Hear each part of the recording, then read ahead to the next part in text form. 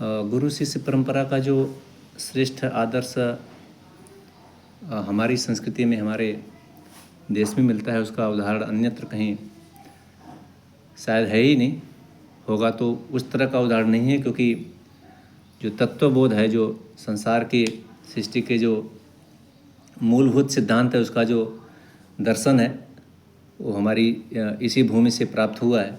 हमारे ऋषियों की परंपरा की वह चीज़ है। तो ये सारी पूरी परंपरा के बीच में जितने भी गुरु शिष्य आदर्श रूप में हमारे सामने आए हैं, मर्यादा पुरुषोत्तम श्री राम का भी उदाहरण हमारे सम्मुख प्रकट होता है। योगीराज श्री कृष्ण का भी महर्षि सांदीपनि के साथ उदाहरण सामने आता है। लेकिन वो सब बहुत पुरानी घटनाएं हो गई, हजारों साल लाखों साल पहले की घटनाएं हैं वो, द्वापर युग और त्रेता युग की। लेकिन इस कलयुग में जो सबसे श्रेष्ठ उदाहरण हम सभी को देखने को आता है, जिसने बहुत बड़ा परिवर्तन करके समाज को दिया है, उसमें महर्षि दयानंद का, दंडी बिरजानंद का, और मैं साथ में स्वामी पूर्णानंद को भी जोड़ना चाहता हूँ, क्योंकि उनके भेजने के बाद ही महर्षि बिरजानंद के पास गए थे और उन्होंने उनको संन्यास भी देकर के बड़ा उपकार किया था। ये जो परंपरा है, जिस तरह से गुरु के साथ जीवन जीना होता है और उसके बाद जो गुरु दक्षिणा दी जाती है, ये बड़ी अनूठी घटना हमारे इतिहास की है। जब दक्षिणा दी गई, उससे ज़्यादा मांगी गई, मांग करके दक्षिणा लिया गया पूरे जीवन का। और जैसा मांगने वाला गुरु था, उससे 2 कदम आगे बढ़ करके देने वाला शिष्य निकला, कि जिसको अगर जीवन दान करने को कहते, प्राण देने को भी कहते, तो इसमें दयानंद जी ऐसे थे कि वो बिल्कुल भी देर नहीं लगाते। पीछे का कहानी है वो, कि उन्होंने मतलब गुस्से में ही कह दिया था, फिर भी वो यमुना की तरफ चले गए डूबने के लिए। तो जब ऐसे गुरु शिष्य सामने समाज के आते हैं, तो फिर समाज में परिवर्तन हुए बिना रहता नहीं है। तो महर्षि का जो सारा क्रियाकलाप है, जो उन्होंने वचन दिया था अपने गुरु को, कि मैं इसको, आपके इस निर्देश को, आपके इस आदेश को मैं प्राणपण से, मतलब श्वास की अंतिम कड़ी तक मैं इसको, धर्म को निभाऊंगा, जो मैं आपको वचन दे रहा हूँ। इसमें मेरे जीवन का अपना कुछ नहीं रहेगा, आपके ये आदेशों का मैं पूरी तरह से पालन करूँगा, जो आपने ज्ञान दे करके हमें, हमारी चेतना को, हमारे चित्त को पवित्र किया है। तो ये दंडी बिरजानंद और महर्षि दयानंद की जो जोड़ी है, ये गुरु शिष्य की, इसने समाज के लिए, संसार के लिए बहुत शांति का मार्ग खोला, सत्य का मार्ग खोला। और आज संसार को और इस देश को बहुत ज़्यादा आवश्यकता है कि इस परंपरा को, इन दोनों महापुरुषों को ठीक प्रकार से समझा जाए, समाज का जन जन का व्यक्ति समझे इस बात को, तभी जा कर के हम सभी के लिए आगे का जीवन सरल हो पाएगा और हम अपने लक्ष्य की तरफ ठीक प्रकार से बढ़ पाएंगे। क्योंकि चारों तरफ बहुत अंधकार का वातावरण है, सत्य को लेकर के, ज्ञान को लेकर के, जीवन को लेकर के चारों तरफ बहुत घना अंधेरा है। आज ज्ञान कह रहे हैं कि ज्ञान का युग चल रहा है, सूचनाओं का संसार वाला युग चल रहा है, लेकिन ये जितना फैल रहा है, जितना बढ़ रहा है, देखेंगे तो एक तरह से जो ज्ञान वाला पक्ष है, जो विद्या वाला पक्ष है, वो थोड़ा और कमज़ोर हो रहा है और पीछे जा रहा है। तो ऋषियों की संस्कृति ही है जो हमें इस बात से जोड़ करके इसको हमें समझा सकती है, बता सकती है। तो इसमें महर्षि का ये बलिदान, उनका ये गुरु दक्षिणा वाला जो अंश है उनके जीवन का, ये बहुत महत्वपूर्ण है। इसको सबको समझने की आवश्यकता है। इसको गीत में बना करके बड़े सुंदर ढंग से लिखा गया है। आइए हम इसको समझें और महर्षि को जानने के लिए, ऋषियों की इस परंपरा को समझने के लिए उनके साहित्यों को पढ़ें, जितना भी उन्होंने रचना की है। और सबसे बड़ा साहित्य तो उनका पूरा जीवन है। जिस तरह से उन्होंने शिव की खोज में निकलने का, शिव को पाने का जो लक्ष्य बनाया था 14 साल की उम्र में, वो 39 साल तक आते आते उन्होंने जो उसको प्राप्त किया, और प्राप्त करके जो संसार को रिटर्न दिया, वो महत्वपूर्ण चीज़ है। तो आइए हम लोग इसको सुन करके थोड़ा इसको समझें और अपने जीवन में उतारने का प्रयास करें।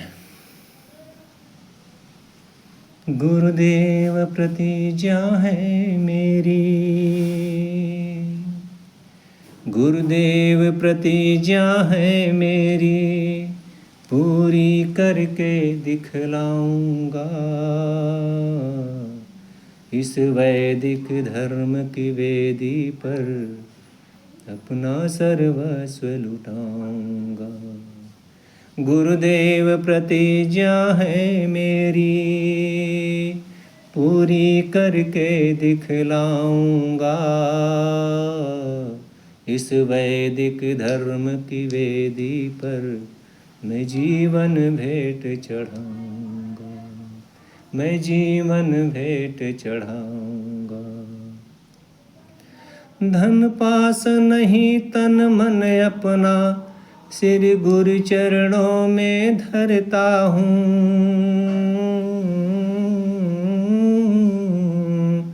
धन पास नहीं तन मन अपना श्री गुरु चरणों में धरता हूँ। गुरु आज्ञा पालन करने की मैं आज प्रतिज्ञा करता हूँ। गुरु आज्ञा पालन करने की मैं आज प्रतिज्ञा करता हूँ। अपना सर्वस्व लुटा कर भी, अपना सर्वस्व लुटा कर भी अपना कर्तव्य निभाऊंगा इस वैदिक धर्म की वेदी पर मैं जीवन भेंट चढ़ाऊंगा। गुरुदेव प्रतिज्ञा है मेरी, यदि इसके लिए विष के प्याले तो अमृत करके पी लूँगा। यदि इसके लिए विष के प्याले तो अमृत करके पी लूँगा।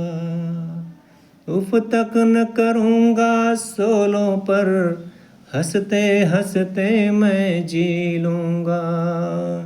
कांटों से भरी इन राहों पर, कांटों से भरी इन राहों पर फूलों की तरह मुस्काऊंगा इस वैदिक धर्म की वेदी पर अपना सर्वस्व लुटाऊंगा, मैं जीवन भेंट चढ़ाऊंगा।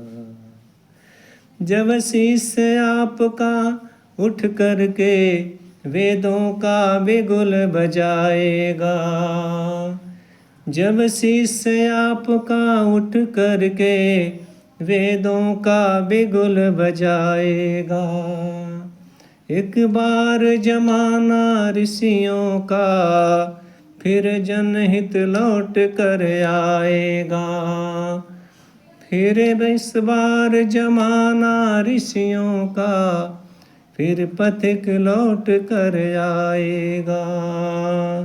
भारत की पावन धरती को, भावत की पावन धरती को मैं फिर से स्वर्ग बनाऊंगा इस वैदिक धर्म की वेदी पर मैं जीवन भेंट चढ़ाऊंगा, मैं जीवन भेंट चढ़ाऊंगा।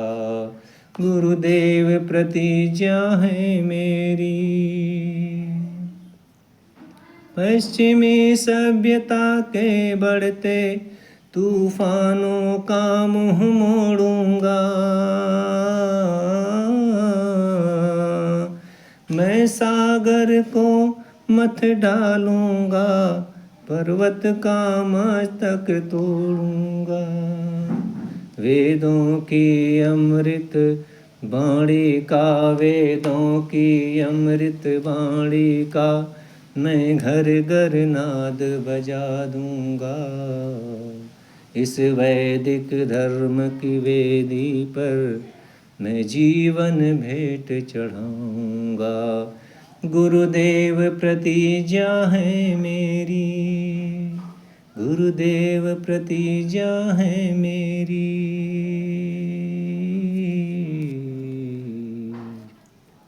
तो अपना ये कर्तव्य महर्षि ने प्राणपण से निभाया और इतिहास गवाह है कि जो कुछ परिवर्तन उन्होंने करके दिखाया, उनके आने वाली पीढ़ियों ने, लाखों लाख क्रांतिकारियों ने जो इस बलिदान की वेदी पर उनके पद चिन्हों पर चल करके जो परिवर्तन किया, देश को स्वतंत्र कराने से लेकर के सारी व्यवस्थाओं को आगे बढ़ाने तक में, और ऋषियों की परंपरा को आगे ले आने में, सामने ले आने में, तो बहुत सारे बलिदान महर्षि के पद चिन्हों पर चल कर लोगों ने दिए हैं।